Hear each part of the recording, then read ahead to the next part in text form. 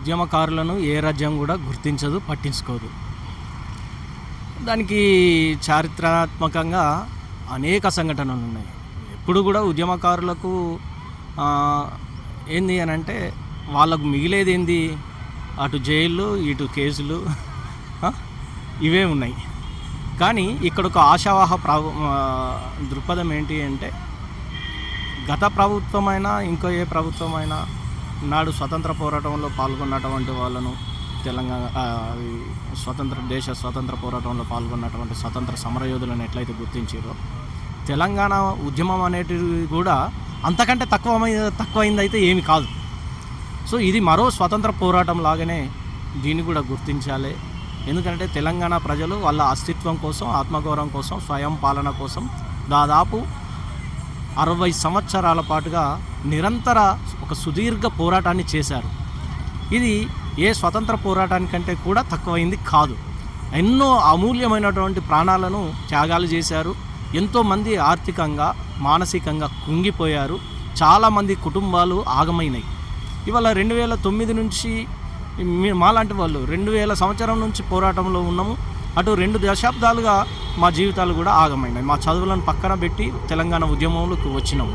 So ఇటు విద్యకు, ఉద్యోగాలకు, అన్ని రకాల అవకాశాలకు ఒక ఉద్యమ తరం అంతా కూడా ఏదైతే 2000 సంవత్సరం నుంచి 2014 దాకా పనిచేశారో, ఈ ఉద్యమ తరం అంతా కూడా రకరకాలుగా ఇబ్బందులు పడ్డారు.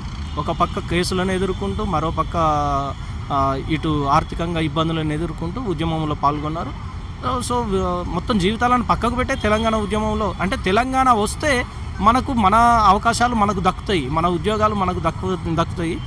సో అట్లా ఒక ఎక్స్పెక్టేషన్ ఉండే. కానీ గత 10 సంవత్సరాలుగా బీఆర్ఎస్ ప్రభుత్వము, కేసీఆర్ పాలన చాలా దుర్మార్గంగా వ్యవహరించి నోటిఫికేషన్లు ఇవ్వకపోవడం, పేపర్ లీకేజీలు చేయడం, దాంతో మొత్తం ఉన్న అవకాశాలు కూడా నీరు గారిపోయినాయి.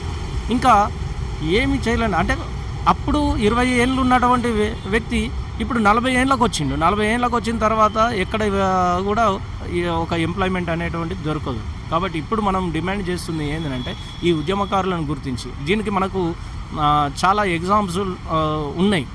ఎట్లా జార్ఖండ్ కానీ, ఉత్తరాంచల్ కానీ ఇలాంటి రాష్ట్రాలలో వాళ్ళ రాష్ట్రం కోసం పోరాటం చేసినటువంటి వాళ్ళను, ఉద్యమకారులను గుర్తించి వారికి పెన్షన్ కానీ, వారికి గుర్తింపు కార్డులు కానీ, హెల్త్ కార్డులు కానీ, అట్లా వాళ్ళకు స్వయం ఉపాధి కింద కొన్ని స్కీములు కూడా ఏర్పాటు చేసి వాళ్ళను గుర్తించడం జరిగింది, గౌరవించడం జరిగింది. సో దాన్ని బేస్గా తీసుకొని తెలంగాణ కోసం కొట్లాడిన వాళ్ళ కోసం కూడా ఇది చేయాలని చెప్పేసి చాలా సంవత్సరాలుగా మనం ఉద్యమం చేస్తూనే ఉన్నాము. కానీ గత ప్రభుత్వం పట్టించుకోలేదు. ఈ ప్రభుత్వం ముందుకొచ్చి మేము అధికారంలోకి వస్తే మేము చేస్తాము అని చెప్పి హామీ ఇచ్చారు. 6 గ్యారంటీలలో ఇది కూడా ఒక గ్యారంటీగా చేర్చారు. సో ఆ ప్రకారంగా కొంత అయితే ముందుకు పోయిన ప్రక్రియ కనబడ్డది, కానీ దాని ఇంప్లిమెంటేషన్ మాత్రం జరగడం లేదు. కాబట్టి మేము ఇంప్లిమెంట్ చేయండి, మీరు ఇచ్చిన హామీలు 250 గజాల స్థలం ఇస్తా అన్నారు, హెల్త్ కార్డులు ఇస్తా అన్నారు, 20,000 25,000 పెన్షన్ గౌరవ వేతనంగా ఇస్తామని చెప్పారు. కాబట్టి ఇవి ఇమీడియట్లీ అందుతే ఉద్యమకారుల కుటుంబాలు బాగుపడతాయి, అమరవీరుల కుటుంబాలు బాగుపడతాయి.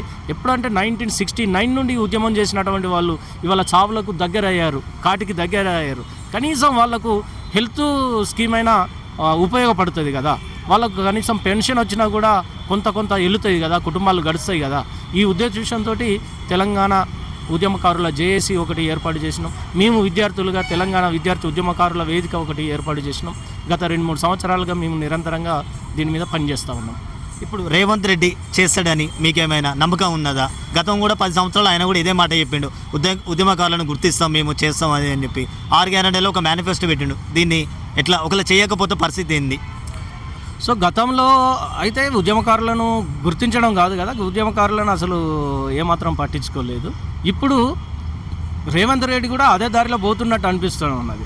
కానీ ఈ మధ్యలో హైకోర్టు కూడా ఒక తీర్పు ఇచ్చింది. ఉద్యమకారులకు మీరు ఏదైతే 6 గ్యారంటీల్లో ఇచ్చిన అభయాస్తం కింద ఇచ్చినటువంటి గ్యారంటీ ఏదైతే ఉందో దాన్ని 6 వారాల లోపల ఇంప్లిమెంట్ చేయండి అని చెప్పేసి ప్రభుత్వానికి ఒక డైరెక్షన్, ఒక తీర్పు అయితే ఇవ్వడం జరిగింది.